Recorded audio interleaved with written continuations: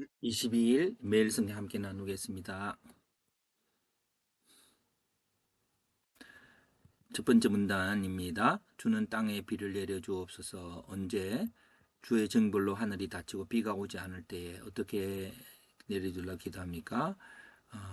주의 백성들이 기도하는데 그들이 죄에서 떠나고 주의 이름을 인정하고,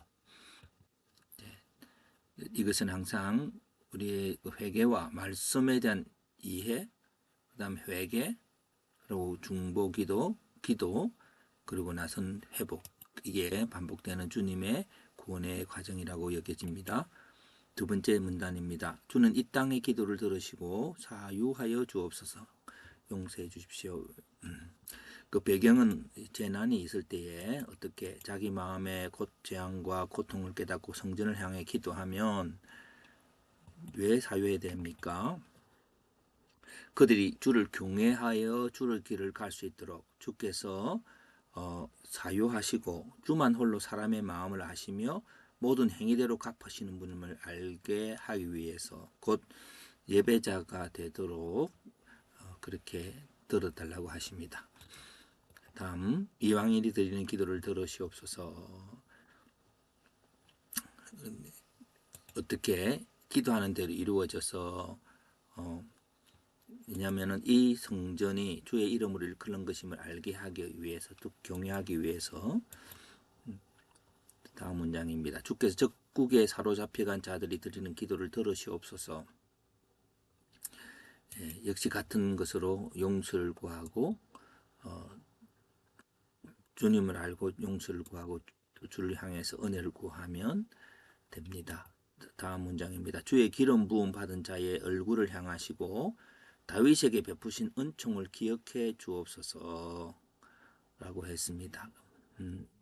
어떻게 해요? 하나님의 계가 성전에 함께 계심으로 그렇게 주의 기름 부음 받은 자들이 구하는 그 기도를 들어달라고 말합니다.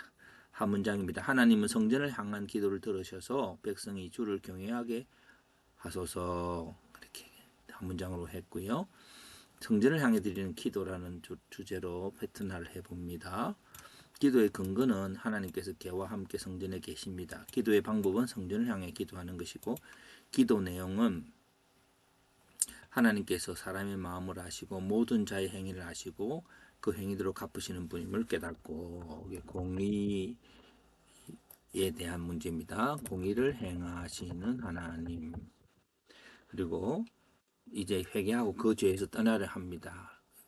그 공의를 알고 죄임을 깨닫고 회개하는 것이고, 그리고 이제 그 기도가 있습니다.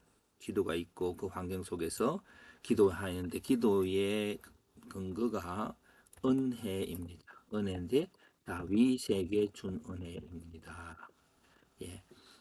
그래서 그들의 기도를 듣는 겁니다.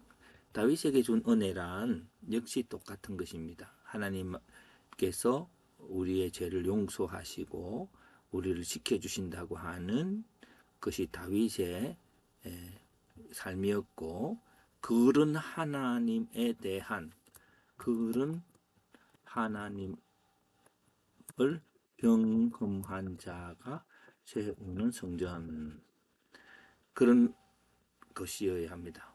그래서 다윗에게, 다윗이 성전을 짓겠다고 했을 때에 건물로 짓는 것이 아니기 때문에 그의 아들이 짓겠다고 했고, 그 아들이 짓는다 함이란 이런 우리가 지을 자격이 없지만 하나님께서 이런 삶을 고백하는 그 자리에서, 아라우나 타작마당에서 그런 걸 경험합니다.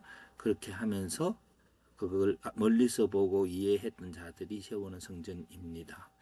기도의 결과는 이스라엘처럼 주를 경외하게 하셔서 이런 하나님, 이런 하나님, 이런 하나님에 대한 경배, 곧 그리스도 안에서 드려지는 예배가 바로 오늘 우리들이 드려야 할 예배입니다. 해석을 해봅니다. 솔로몬은 이 성전을 향해 하는 기도를 들으시기를 요청합니다. 하나님께서 그 성전에서 개와 함께 계심으로 성전을 향해 기도하면 기도를 들어주시기를 요청합니다.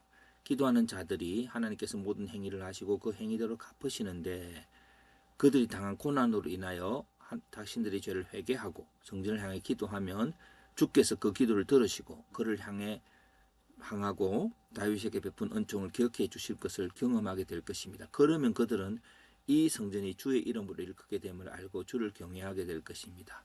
곧 하나님을 이제 경험하고 그 하나님의 은혜를 경험한 자가 드리는 예배, 그게 온전한 예배겠지요. 그래, 그렇게 할 성전이 되어야 한다라고 하는 것입니다. 그러면 질문과 적용해서 강한 힘으로 권력으로 약한 나라를 종으로 삼는 세상에서 이 기도로 인하여 패배한 작은 자들이 하나님의 능력으로 다시 자유와 주권을 회복하게 하는 성전입니다. 그렇습니다. 그래서 하나님은 종된 그의 백성을 자유인이 되게 하셨습니다. 이것이 구원의 여정이며 하나님 스스로 약속을 이루어 가시는 내용입니다. 예, 그 하나님의 궤가 언약이 성전의 핵심입니다. 성전에 있던 하나님의 궤는 출애굽할 때 광야에서 받은 하나님의 언약의 말씀입니다. 이 궤를 메고 이스라엘은 죽음의 땅 광야를 지나고 여리고성을 무너뜨렸습니다. 이 궤에 담긴 약속의 내용대로 하나님은 이스라엘로 자유의 땅을 소유하게 하였습니다. 이 궤를 맸다는 것은 그 말씀대로 순종한다는 거고 이 궤에 궤가 갖고 있는 그 전체적인 의미는 오늘 이런 것입니다. 그래서 애굽의 강한 자가 공의대로 심판을 받는 공의로운 하나님, 작은 자들로 하나님 말씀 믿고 행하는 믿음과 회개를 통해서 우리가 하나님을 알게 되는데 그 하나님의 말씀이란 서로 십자가를 지고 서로를 함께하는 공동체이죠.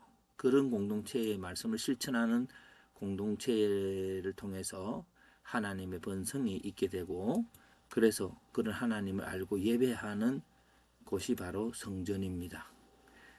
그래서 성전 전쟁이 많아지는 시대에 성전에서 행하시는 하나님의 회복이 이루어지도록 기도해야 합니다. 성전의 기능이 바로 이런 것이고 십자가가 바로 십자가의 삶을 산다는 것이 이런 삶들입니다. 세상에 많은 전쟁들이 일어나고 있는데 그 가운데서도 이런 세상을 향한 기도를 할 수 있는 하나님의 백성들이 되어서 만민을 위해 기도하고 이루어질 만물을 축복하는 아브라함의 약속, 너로 인하여 온 세상이 복을 누리게 될 거라고 하는 약속을 이루어가는 우리가 되면 좋겠습니다.